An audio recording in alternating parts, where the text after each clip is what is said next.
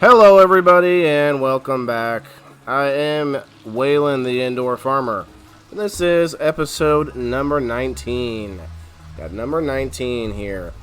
And I titled it, as you can see, Inspiration Before the Move. Because I'm moving soon, I've said it a bunch of times, but that's only significant because I'm probably not going to make an episode the next couple of weeks. That will put me through till after the move and at least give me a couple of days to set up, and I'll probably record a lot of what we did to reset the aquaponics system, and any improvements or changes I made, any issues I had with the transporting of the fish. Although a friend of mine is telling me that he's got a bunch of 5-gallon buckets, and I think that might be the best idea.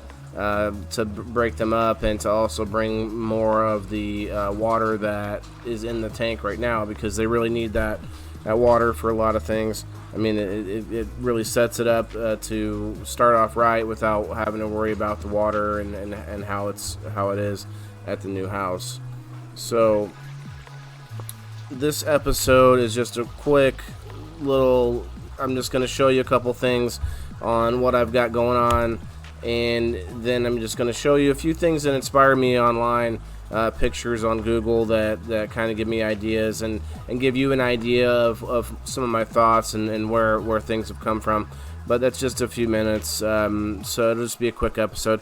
You can see that my two plants here, the tall one has got these yellow leaves, and I ended up cutting those off.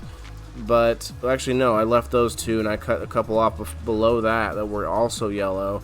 So I know it's probably not getting the best growth scenario here. Maybe not the best nutrients for its size because I'm just giving it aquaponics water. So a few things might be going on there. So I'm hoping I can move quickly and get everything going and actually give it a little bit better setup and a much more thorough grow area for those plants in particular. What you're looking at here is gross, first of all, but it's something I have to figure out how to deal with. It's what's going on in the 10-gallon side. It's on the smaller system right over there. It's just from the roots that have grown in it, and then I've harvested the plant, but then these you have a lot of debris and roots and things that it just kind of over time. I honestly don't know if it's a bad thing or a good thing, but it's definitely gross. I mean, it could just be like a slurry of nutrients that's just being broken down still by the bacteria. I mean, I can test it here, but when I move, I'm gonna have to clean all this out, and I'm going to try to find a way to make rig a little setup where I can wash these pebbles. And I don't need them to be super clean. I'm not going to use soap. I just want an area that I can rinse them off, I should say, I guess. Soap might be a good idea as long as it's not antibacterial. I still don't want to chance it, because then these things are still going to go ahead and interact with fish, and they might still have all the good bacteria on them. I mean, unless I see real mold forming, I'm not going to worry too much about it. But it's kind of gross, and it's like something that I got to figure out. Well, how do I clean that out?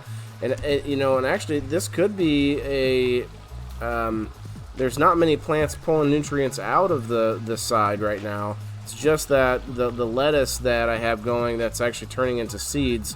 That's all that's coming out of this. The cannabis is not being fed from this side at all. So maybe it just isn't being cleaned out enough. It's not enough of a filter. But then you look at this, it's good clean water still. It's not bad. It's not going to hurt anything to let it go for now until I move. And there is a baby over here, but I can't ever see it. Here's a separate video of just showing you the bigger setup behind me, the 55-gallon setup, and some of the fish and some of that basil there. Whoa, look at that basil, it's going crazy. I like it. something I'm gonna have to figure out, and as you see, as I scan over here, you'll see the mustard leaf that's kind of not looking so good in some places. So I'm guessing I'm gonna have to really sift through and pick out the good stuff. But that sort of leads me to my next point. I need to figure out the best times to harvest this stuff. And a lot of this stuff can be harvested early and as a micronutrient, microgreen they call it. And I'm going to really look into microgreens because not only have they been found to be lucrative in the past, I don't know if they are anymore, but they are very nutritious for you. Now you'll see on this side the much worse stuff. And I've actually been spraying this stuff directly with some of the fish water. I don't know. I think it's the lack of light can also be the issue because this side's not getting as much light. I don't have enough light really to be expanding. That's going to be one of the big things that I do when I expand is I have to get a bunch more light and bigger grow tables, but light that can cover that. I don't know yet whether I'll get the top of the top of the top yet right away. I mean that's going to be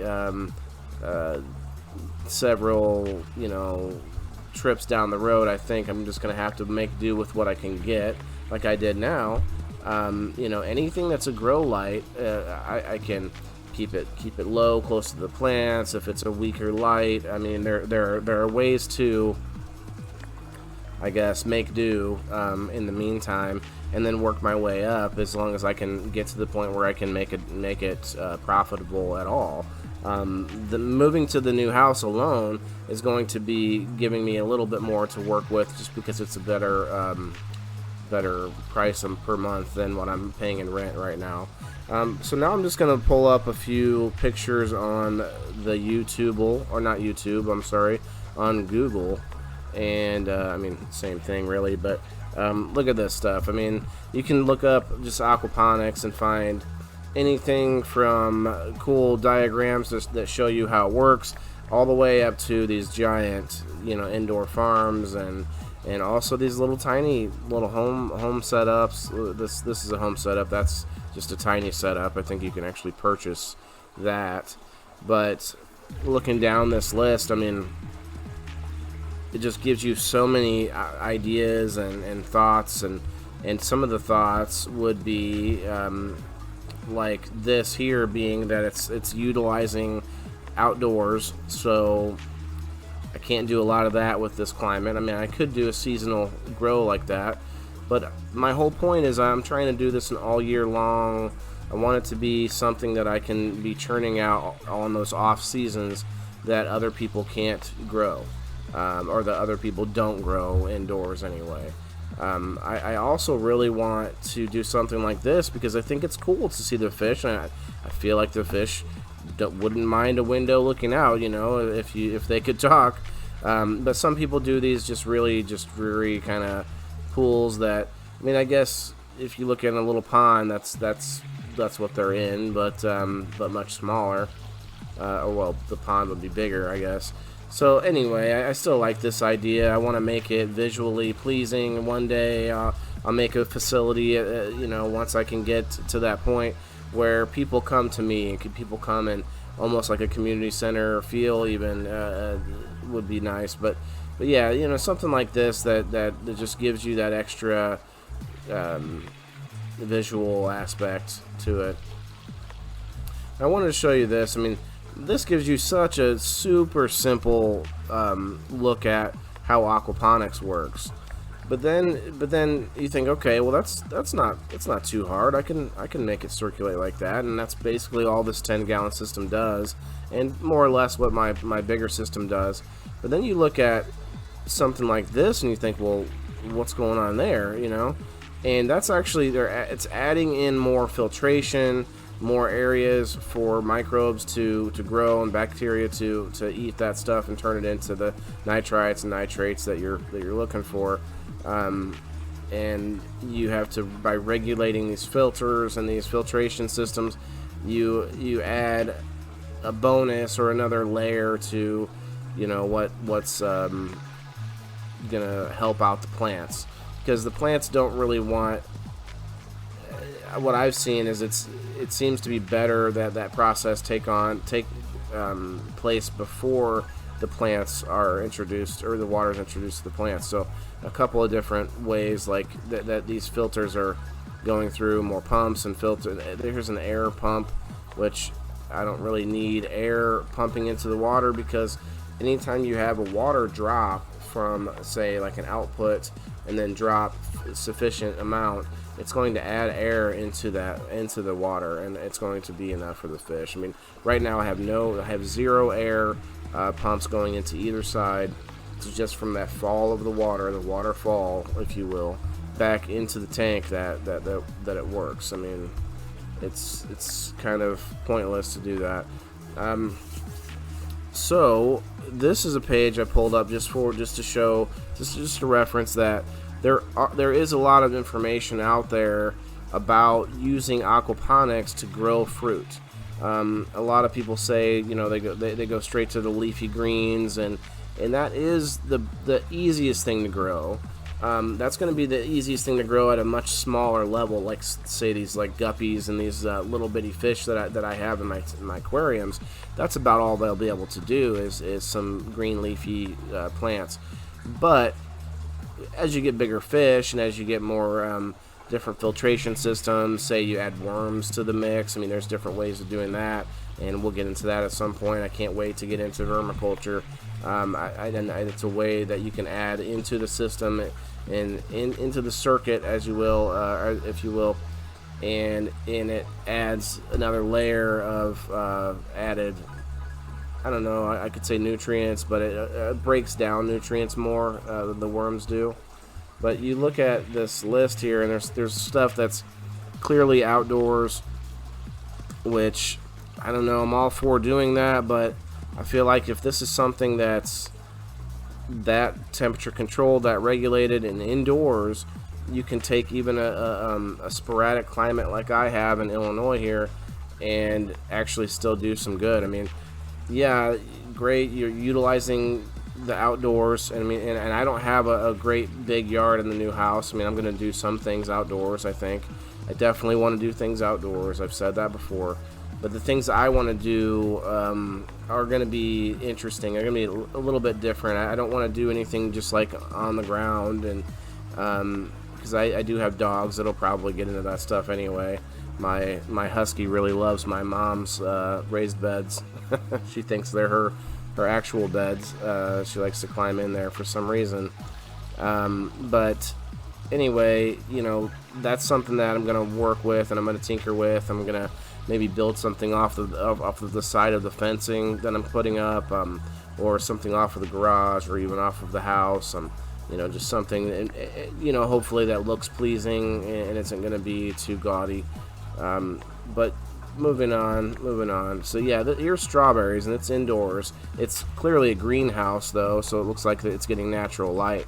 But what I want to know is, people have told me before that you would have to pollinate manually and do it myself. I don't know. I mean, it looks like there's a lot of strawberries here. Maybe this is sort of an open greenhouse and bees are getting in here and they're okay with it, and I don't know how I would do that. I mean, I'm not going to just let bees flood in. If there were a way to call bees back to their hive, you could have a beehive just outside of the facility, let them go in, and then you call them back out and close the iron curtain. But anyway, until you figure something like that out, I don't know. I'm gonna look into it, obviously, but I'd love to grow strawberries inside. I think that's one of the first things that I want to start growing when I try something that fruits. Another thing would be cucumbers that I really can't wait to grow. This is just a little picture of what it looks like. They're making these towers. They're doing something that's unconventional with what they have, and they have the buckets in the bottom. I mean, that's not a professionally bought and put up setup. That's them deciding, hey, well, these buckets actually work like this, and and boom, and they actually created. I don't know if this is tied together in some way. I would think it would be a good idea, but I mean they have a lot of little things that I like there. And I mean, I could go on and on and on. I mean, this is passion fruit with aquaponics. I mean, I'm sure I would need a warmer climate and outdoors, but I'd like to try to grow fruit trees, or and have them pruned and keep them at a small size in maybe a pot or 5-gallon bucket, and keep it indoors and see if I can get it to fruit. Anyway, those are some of the inspirational ideas I have. I mean, looking back at this, you can look for days and see how some of this stuff, like this here, looks like something I can easily do in the new place. And that's a good size tank they have there. I'd like to start doing something edible fish wise, but I know that I'm kind of a little too early for that. Maybe I should just do a little bit bigger fish, koi, but I'd love to go and catch some bluegill and do some bluegill in my right there in the basement, and have everything growing and actually eat it one day, because they actually get much bigger in captivity that I've seen. I saw a video on it a little while ago where a guy was doing bluegill and other fish in a separate container, but a large tub for the bluegill. I forget how big. It was 500 gallons or more, but it was they were growing to several pounds. I forget how big they were getting, but I mean that's actually pretty good for bluegill are pretty decent fish, and they're just really small, and you get kids to catch those when you're young, and you get a whole bunch of them and maybe have a fish fry. But I'd like to grow a few just indoors and see how that goes. Plus, it's a much bigger fish, so it should be better nutrients. But that's all for this episode, guys. I really appreciate the support I've gotten from a few people, and I'm gonna just keep chugging on. It's gonna get much better once I move. I'm gonna try things. I'm gonna fail things. I'm going to figure out new things. I'm gonna try and challenge the status quo on certain things. I mean, you look down this list, and nobody does anything the same. I mean, it's all there's such a diverse way of doing things. I mean, look at this weird rounded one. I mean, that's a big professional. It's like a lazy river for aquaponics. I mean, I don't know. I'm excited. That's cool. These giant rooms, but then you have like all sorts of different home type setups and different ways to do it. That's what I like about it. It's almost like building a mousetrap, except for fish turds, I guess. But with that being said, thanks a lot, guys, and give me about 2 weeks, and I'll be back on with more content than I've had in several weeks, for the last several weeks at least. Thanks for watching. Catch me on YouTube. Catch me on Rumble.com. I'm on Vimeo. I'm on Minds.com, on Locals.com. Just catch me and throw me a sub, throw me a like. Appreciate it. Thanks, guys. Till next time.